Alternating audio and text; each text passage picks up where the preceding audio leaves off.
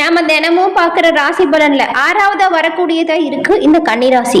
புதன் பகவான ராசி அதிபதியாய் கொண்ட இந்த ராசியில உத்திரம், அஸ்தம், சித்திரை இந்த 3 நட்சத்திரங்களுமே அடங்கியிருக்கு. இந்த 3 நட்சத்திரக்காரர்களுக்கும் இந்த மாதத்தின் கிரக நிலைகள் எப்படி அமைஞ்சிருக்கு, கிரக நிலைகள் என்ன மாதிரியான மாற்றங்கள் வரும், இதன் மூலம் ஏற்படுகிற சுப பலன் மற்றும் அசுப பலன் என்ன, அசுப பலன்களிலிருந்து தப்பிக்க நீங்க என்ன செய்யணும், சுப பலன்களை பெற நீங்க என்ன செய்யணும், இது பத்தின முழுமையான தகவலையும் தாங்க உங்களுக்காக இந்த பதிவுல நாங்க சொல்லியிருக்கோம். இந்த பதிவு நீங்க பயன்பெறும் வகையில் அமையும், அதனால ஸ்கிப் பண்ணாம முழுமையா பாருங்க. நீங்க இப்பதான் ஃபர்ஸ்ட் டைம் நம்மளோட சேனலை பாக்குறவங்களா இருந்தா மறக்காம சப்ஸ்கிரைப் பண்ணி வச்சுக்கோங்க. புதன் பகவானால் ஆளக்கூடிய கன்னிராசி அன்பர்கள் எப்பொழுதுமே எளிமையாகவும் தூய்மையாகவும் இருக்க நினைக்கிறீங்க. தங்களோட எண்ணங்களை மற்றவங்க கிட்ட பகிர்ந்து கொள்ள விரும்ப மாட்டீங்க. கூச்ச சுபாவம் உங்ககிட்ட அதிகமா இருக்கும். இதனாலேயே மற்றவங்க கிட்ட அதிகமா ரொம்பவும் நெருங்கில பழக மாட்டீங்க. ஆனாலும் உங்களுக்கு நண்பர்கள் இருப்பாங்க, ரொம்பவும் குறைஞ்ச நண்பர்களாக தான் இருப்பாங்க. இந்த கன்னிராசி அன்பர்களுக்கு புத்தி கூர்மை, திறமையை தரக்கூடிய புதன் பகவானால் ஆளக்கூடிய ராசி அப்படிங்கிறதுனால புத்தி கூர்மை ஏராளமா இருக்கும். ரொம்பவுமே ஞாபக சக்தி இருக்கும். ரொம்ப நாளுக்கு முன்னாடி நடந்த விஷயத்தை இப்ப கேட்டா கூட தெளிவா சொல்லுவாங்க. கன்னி ராசியை சேர்ந்தவங்க அதிக பொழுதுபோக்கு சார்ந்த விஷயத்துல விருப்பம் கொண்டவங்க. அதே சமயம் தான் எடுத்துக்கொண்ட வேலையில அர்ப்பணிப்போடு செல்வாங்க. அவங்க எடுத்த காரியத்தை முடிக்க வரைக்குமே ஓய மாட்டாங்க. இவங்க வந்துட்டு தங்களோட அழகு மற்றும் ஆரோக்கியத்துல மிகுந்த கவனம் செலுத்தக்கூடியவங்க. காலத்திற்கு ஏற்ற அதுக்கு தகுந்த மாதிரி தங்களை மாத்திக்கொள்ளணும் அப்படின்னு நினைப்பாங்க. குறிப்பா இவங்களோட உணவு பழக்கம்லாம் வந்துட்டு அந்த அந்த காலத்திற்கு ஏற்ப மாறும். கன்னி ராசி சேர்ந்தவங்க கலைத்துறையில அதிக ஈடுபாடு கொண்ட நபர்கள். புத்திசாலித்தனமா நுட்பத்தோடு செய்யக்கூடிய வேலைகள் எல்லாமே உங்களுக்கு சிறப்பான பயனை பெற்றுக் கொடுக்கும். இவங்க எந்த ஒரு வேலையை செஞ்சாலுமே அதுல ஒரு அர்ப்பணிப்பு இருக்கும். இந்த வங்கித்துறை, வணிகம், எழுத்துத்துறை, கலை பேச்சு போன்ற துறைகள்லாம் மிகவும் சிறப்பாக சாதிக்க காட்டக்கூடிய துறை கன்னிராசி அன்புகளுக்கு. புதன் நாள் ஆளக்கூடிய இந்த ராசி வியாபாரத்தில் சிறப்பாக செயல்படும். தலைமைத்துவம் சிறப்பா இருக்கும். அப்படிங்கிறதுனால எந்த ஒரு அணியுமே சிறந்த ஒரு முறையில நிர்வகிக்கக்கூடிய திறமை கன்னிராசி அன்பர்களுக்கு இயல்பிலேயே இருக்கும். இவ்வளவு சிறப்பான குணம் படைத்த கன்னிராசி அன்பர்களுக்கு இந்த மாதத்தின் கிரக நிலைகளால் ஏற்படக்கூடிய பயன்கள் எப்படி அமைஞ்சிருக்கு அப்படிங்கிறத நாம இந்த பதிவுல பார்த்து தெரிஞ்சுக்க போறோம். அதுக்கு முன்னாடி இந்த கன்னி ராசியில் இருக்கக்கூடிய உத்திரம், அஸ்தம், சித்திரை இந்த 3 நட்சத்திரக்காரங்களுமே உங்களோட வாழ்க்கையில வரக்கூடிய கஷ்டங்கள் தீர பரிகாரமா என்ன செய்யலாம் அப்படிங்கறத முதல்ல பார்த்துடலாம்.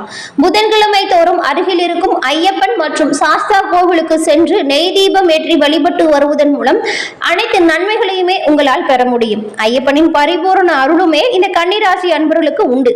அதனால புதன்கிழமை உங்களோட ராசி அதிபதி அப்படி இருக்கிறதுனால புதன்கிழமையில ஐயப்பன் வழிபாடு கன்னிராசி அன்பர்களுக்கு உங்களோட வாழ்க்கையில பலவிதமான முன்னேற்றத்தை கொடுக்கும். ஞாபகம் வச்சுக்கோங்க, இது ஒரு சிறப்பான பரிகாரம் கன்னிராசி அன்பர்களுக்கு. இதை தொடர்ந்து செய்து வருவதன் மூலம் உங்களோட வாழ்க்கையில நீங்க நினைச்சு பார்க்க முடியாத அளவுக்கு நன்மைகளையும் முன்னேற்றத்தையும் பெற முடியும். உங்களுக்கு சுவாமி ஐயப்பன் பிடிக்கும் என்றாலும் ஓம் ஐயப்பா போற்றி அப்படிங்கிறத 3 முறை நம்மளோட சேனல் கமெண்ட் பாக்ஸ்ல தெரிவிங்க. அதே போல ஓம் சாமியே சரணம் ஐயப்பா அப்படிங்கிற மந்திரத்தையும் தெரிவிங்க. ஐயப்பனின் அருளால் உங்களோட வாழ்க்கையில நடக்கக்கூடியது எல்லாமே நல்லதா நடக்க வாழ்த்துக்களையும் ஐயப்பனிடம் உங்களுக்காக நாங்க பிரார்த்தனையும் செஞ்சுக்கிறோம்.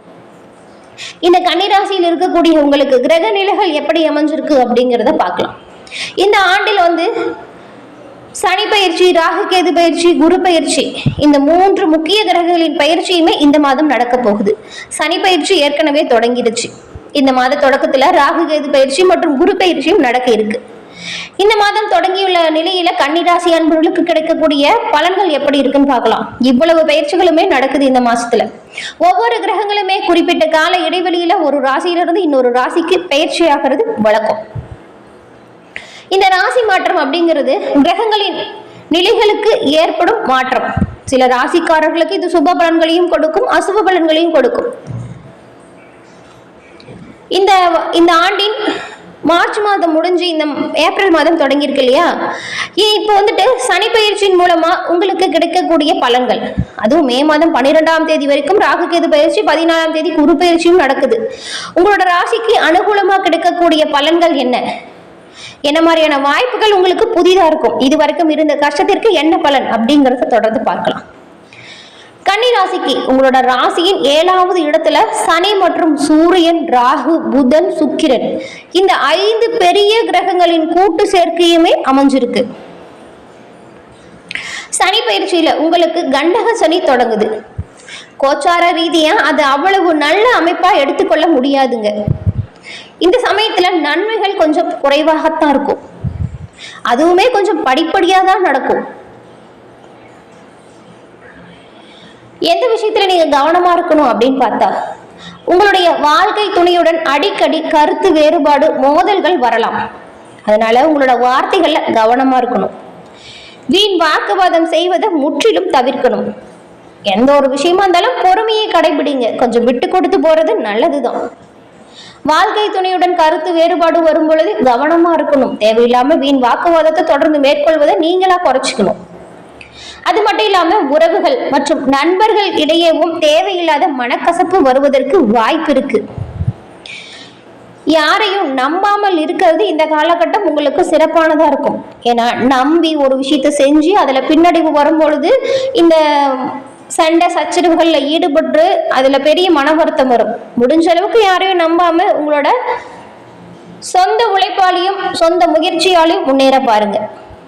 காதல் விவகாரத்திலையுமே கொஞ்சம் கசப்பான அனுபவங்கள் வரலாம். அதனால கவனமா இருங்க. சந்தேக எண்ணம் அதிகரிக்கலாம். சிலர் காதல் உறவுல பிரிவுகளை கூட சந்திக்கலாம். இந்த தேவையற்ற கருத்து மோதல்கள் மட்டும் இல்லாம பார்த்துக்கிட்டாலே இந்த மாதிரியான விஷயத்தை எல்லாமே நீங்க தவிர்க்கலாம். இந்த மாதத்தின் முதல் 15 நாட்கள் ஒரு மாதிரியே இருந்தாலுமே அதன் பிறகு 12ஆம் அதிபதி 2வது வாரத்திற்கு பிறகு 8ஆம் இடத்துல உச்சமடைகிறார். இது நல்ல பலன்களை கொடுக்கும். அப்பொழுது வெளி மாநிலம் அல்லது வெளிநாடுகளில் இருப்போருக்கு எல்லாமே யோகம் உண்டாகும். சொந்த இடத்துல இருக்கிறவங்களுக்குமே வெளி மாநிலம் அல்லது வெளிநாடு செல்வதற்கான வாய்ப்புகள் உருவாகும்னு வச்சுக்கோங்களேன். இந்த சமயத்துல வெளிநாடு போகணும்னு யோசிச்சுட்டு இருந்தவங்களாம் இந்த மாதத்தின் 2வது வாரத்திற்கு பிறகு அதற்கான முயற்சியை செஞ்சா அனுகூலமான பயன்களை பெற முடியும். வெளிநாடு செல்வதற்கான யோகம் இருக்கு.